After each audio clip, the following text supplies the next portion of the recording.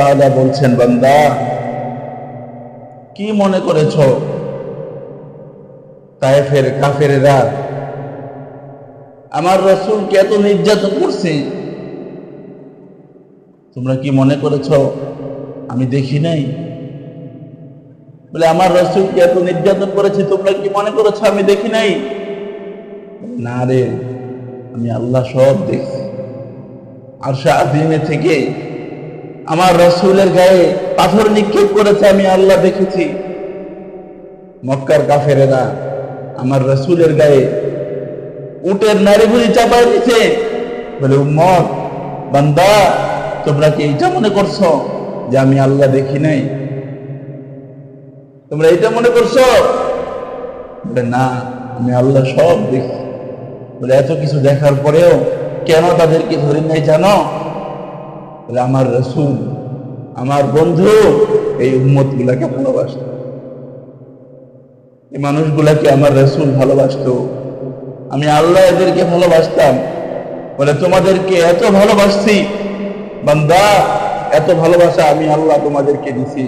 দেখো, ভালোবাসার কারণে আমার কলিজার টুকরা বন্ধুটাকে আমি তোমাদেরকে দিয়ে দিছি। যে বন্ধু তৈরি না হইলে আসমান জমিন কিছুই সৃষ্টি হইতো না, সে বন্ধুটাকে আমি তোমাদেরকে দিয়ে দিছি।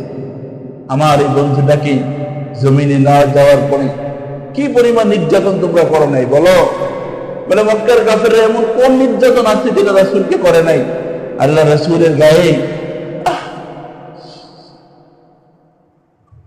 আল্লাহ রাসূলের গায়ে উটের নারী ভুড়ি চাপায় দিছে। রাসূল সিজদায় গেছে তো উটের নারী ভুড়ি চাপায় দিছে।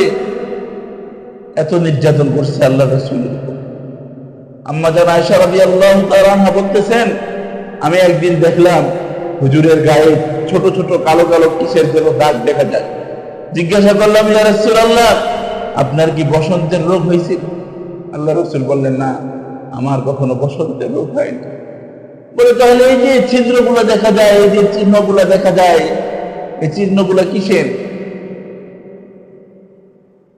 তো রাসূল করিম সাল্লাল্লাহু আলাইহি সাল্লাম বললেন, আয়েশা রে, যখন আমি তায়েফের ময়দানে গেলাম দাওয়াত দিতে, আল্লাহর দ্বীনের দাওয়াত দেওয়ার জন্য যখন তায়েফে গেলাম, তো ওই তায়েফে যাওয়ার পরে তায়েফবাসী তো আমার দাওয়াত কবুল করেই নাই, উল্টা আমাকে পাগল বলে পাথর নিক্ষেপ করছে।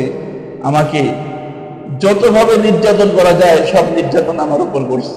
আয়েশা রে, এই যে আমার গায়ে পাথর নিক্ষেপ করছে, এই পাথরগুলো আমার শরীরের যে মোটা জামা ছিল